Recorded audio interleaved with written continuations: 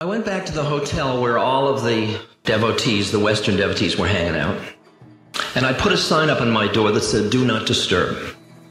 And I stayed in my room. 2 days later, a couple that was with us had a fight during the night. The next morning, they were with Maharaji, and Maharaji said, "You were fighting?" And they said, "Yes." And he said, "When were you fighting?" And they said, "During the night." "Well, did you go to Ram Das?" "No, he had a sign on his door saying, 'Do not disturb.'" "You didn't go to Ram Das? He wasn't there for you?" And he looked at me with disgust. And I was about to say to him, "But Maharaji, you said I was supposed to be alone." But in those conflicting messages, I found a message. Because at first you have to be alone by pulling back from people. But you understand what the game is.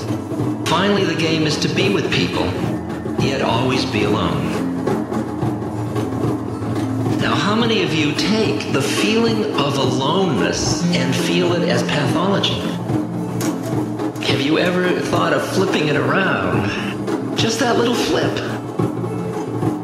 There's an incredible line about the nature of the potential of relationship. This beautiful quote from the I Ching. And it's one of my favorite quotes to use at weddings.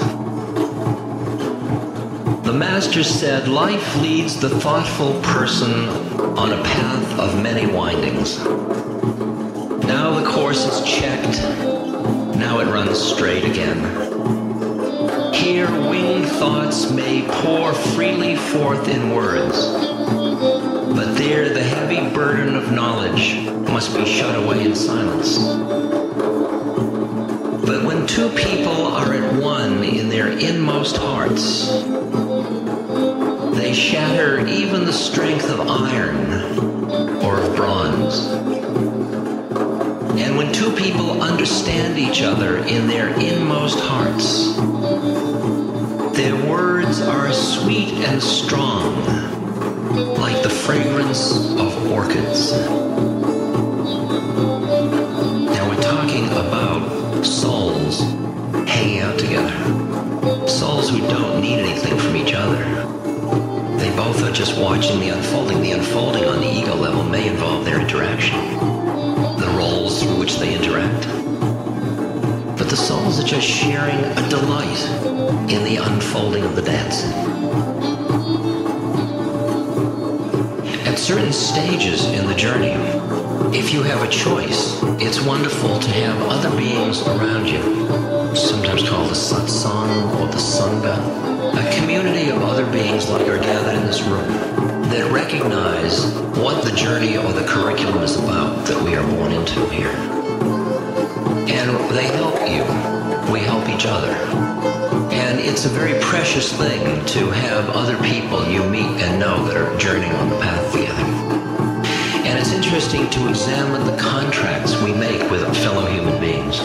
Because most of the relationships we enter into are at the ego level, in which I am somebody and I enter into a contract with you as somebody.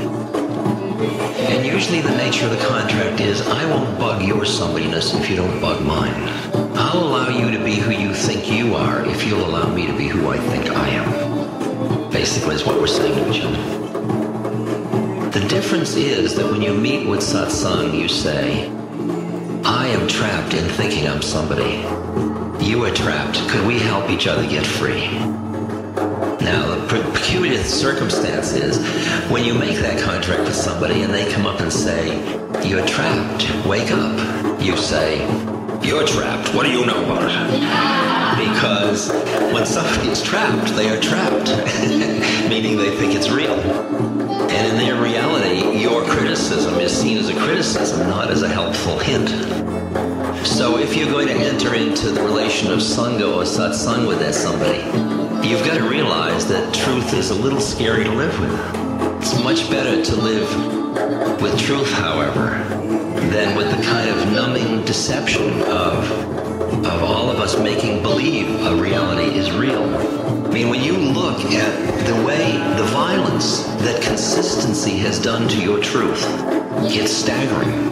Because when you understand that you move in and out of all these different levels. Like Maharaji, when I was with him, he'd just be floating around in levels. I remember once he said, he looked at he just came out of trance. He says, all the money in the world is mine. It's a great line, isn't it? I mean, I try to think of the ramifications of that. And the Pope thought he had some. All the money in the world is mine. And then a few minutes later, he's just, he looks at her and he says, I can do nothing. God does everything. I can do nothing. God does everything.